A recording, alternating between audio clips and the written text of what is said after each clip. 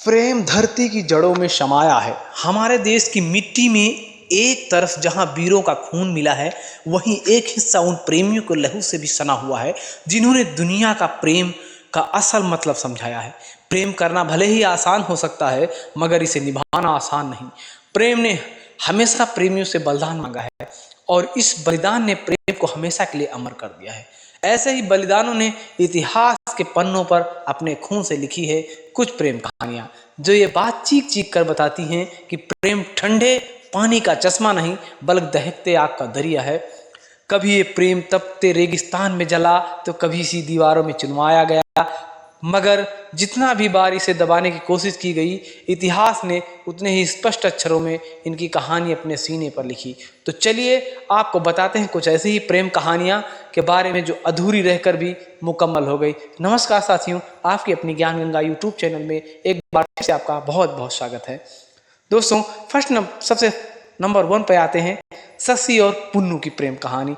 ये कहानी है शशि और पुन्नू की कहानी है पंजाब की पृष्ठभूमि पर लिखी गई सर्वश्रेष्ठ व चर्चित प्रेम कहानियों में से एक मानी जाती है। शशि एक हिंदू राजा की बेटी थी, मगर पाला उसे एक मुस्लिम धोबी ने था। शशि का जन्म हुआ था तभी एक भविष्यवाणी की गई कि बड़ी होने पर ये निराला इश्क करेगी। समय बीतने के साथ ये भविष्यवाणी तब सच होती प्रतीत होने लगी जब शशि ने नदी के रास्ते आने वाले सौदागरों के पास एक युवक की तस्वीर देखी। तस्वीर देखने पर से ही वो उस पर मोहित हो गई। उस युवक का नाम था पुन्नू। तो साथियों, शशि और पुन्नू किस्मत की मेहरबानी से मिले भी, लेकिन कुछ ही दिनों में फिर जुदा हुए। पुन्नू से बिछड़कर शशि का बुरा हाल हो गया। जब वो बर्दाश्त न कर पाई तो उसने फैसला किया कि वो रेगिस्तान को पार करके पुन्नू के देश जाएगी और उसे वापस ले आएगी।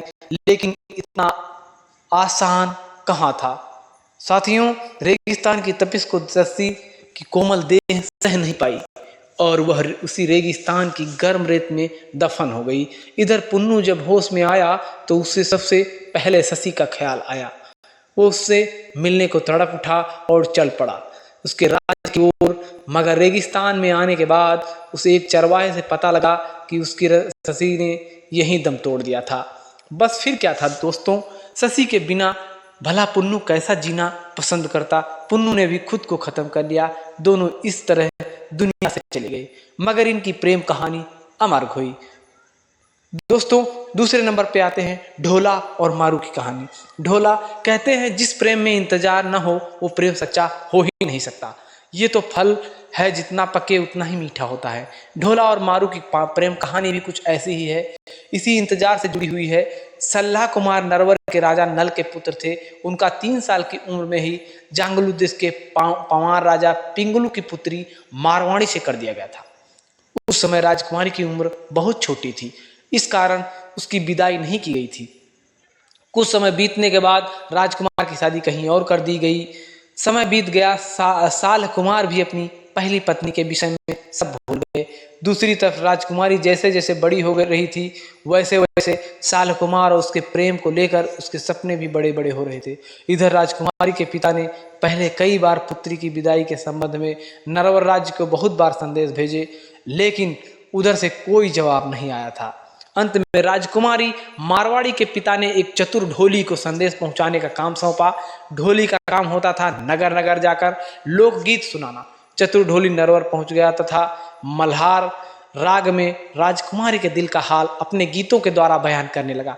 दोस्तों, पहले समय ऐसा हुआ करता था, लोग गानों के द्वारा किसी चीज को समझाया करते थे। आज भी है, लेकिन अभी कम है। उसकी मधुर आवाज से प्रभावित होकर राजकुमार ने ढोली को बुलाया।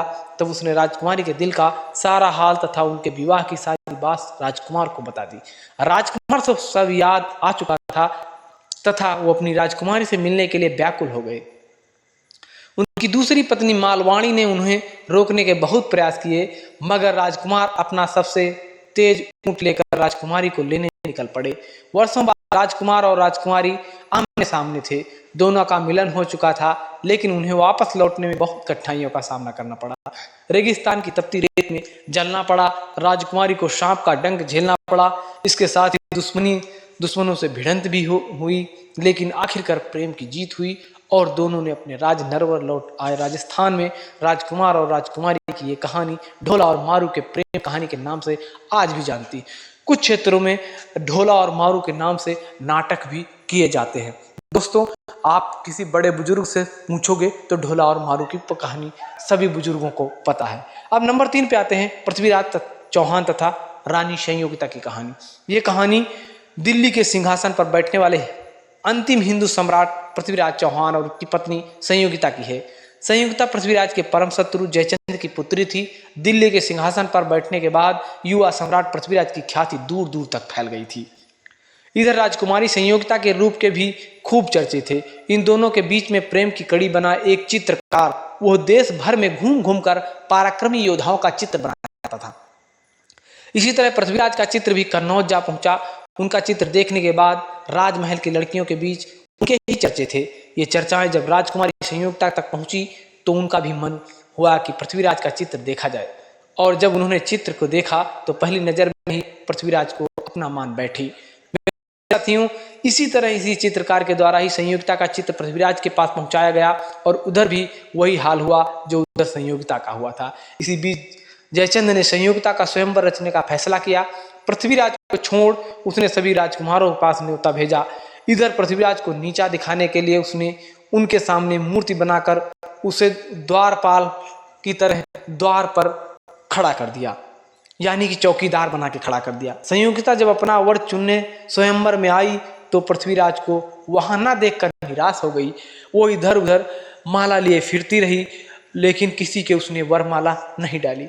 आखिरकार उसने वरमाला मूर्ति के डालने की कोशिश की। सभी राजकुमारों छांटती हुई संयुक्ता पृथ्वीराज की मूर्ति के पास उसे वरमाला पहना पहुंचती है। जैसे ही संयुक्ता ने उनकी मूर्ति के गले में वरमाला डालने चाहिए, वैसे ही पृथ्वीराज वहां आ पहुंच गए और वरमाला मूर्ति की जगह खुद उनके गले में पड़ गई। जयचंद ये देखकर गुस्से से लाल हो गया। वो संयुक्ता को मारने के लिए तलवार निकाल कर आगे बढ़ा, लेकिन भाग्यवश उसे पहले ही पृथ्वीराज उसे लेकर वहां से जा चुका था। मेरे प्रिय साथियों, दोनों एक तो हो गए, लेकिन वजह से जयचंद बहुत दुश्मन बन गया। किसका? पृथ्वीराज का। अंत में पृथ्वीराज की मौत भी जयचंद की दुश्मनी के कारण हुई। इसीलिए दोस्तों, अगर जो है ना, अब नंबर 4 पे आता है मिर्जा और साहिबा की प्रेम कहानी। ये कहानी है धनबाद गांव में पैदा हुए खरल कबीले के एक लड़के मिर्जा और उसके मामा की बेटी साहिबा की। मिर्जा बचपन से ही अपने मामा के यहाँ रहता था। मिर्जा और साहिबा बचपन से एक दूसरे के साथ खेल कूद कर बड़े हुए। बचपन का ये साथ जवानी तक पहुंचते पहुंचते मोहब्बत में बदल गया। मेरे प्रिय साथियों, शायद मिर्जा साहिब एक हो जाते अगर घर के बेटों का दखल इसमें न पड़ता। उनके घर के जो बेटे थे वो उनका नहीं चाह रहे थे कि मिर्जा और साहिबा एक साथ हो जाए, इनकी शादी हो जाए। वंजल खान इस रिश्ते को अपना सकता था, लेकिन साहिबा के भाई समीर को ये रिश्ता किसी कीमत पर मंजूर नहीं था। एक तरफ जहां मिर्जा को अपनी मोहब्बत सबसे बड़ी लगती थी, वहीं दूसरी तरफ समीर मानता था कि उसका अपनी बहन के लिए प्यार तथा परिवार की इज्जत मिर्जा की मोहब्बत पर भारी पड़ेगी।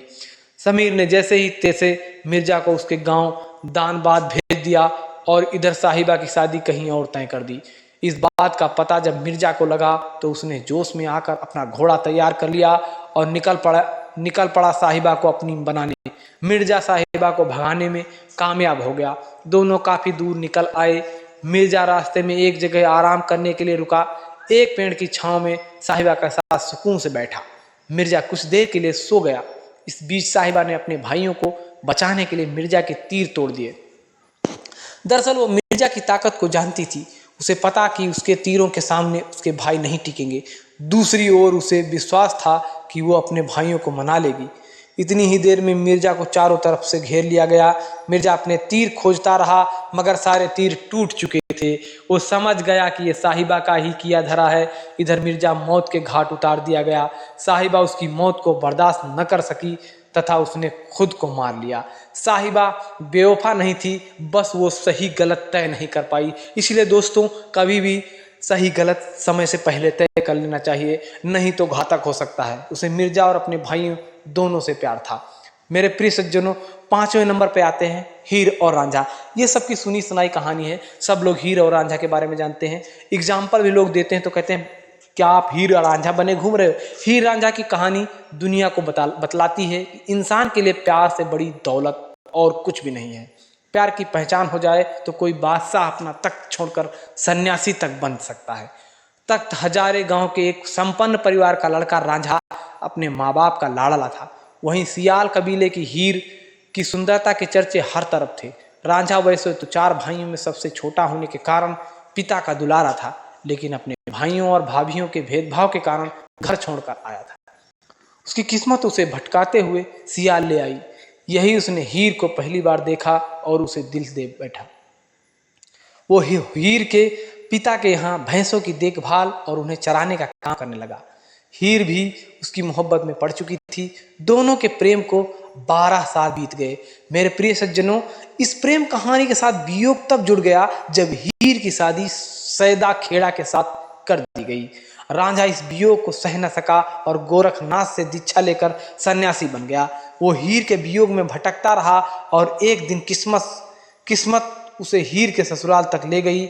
यहाँ हीर को जहर दे दिया गया था तथा रांझे ने भी उस वियोग में मौत को गले लगा लिया। मेरे प्रिय दोस्तों, ये आपको 5 कहानियां, प्रेम कहानियां कैसी लगी, आप कमेंट बॉक्स में हमें राय दे सकते हैं।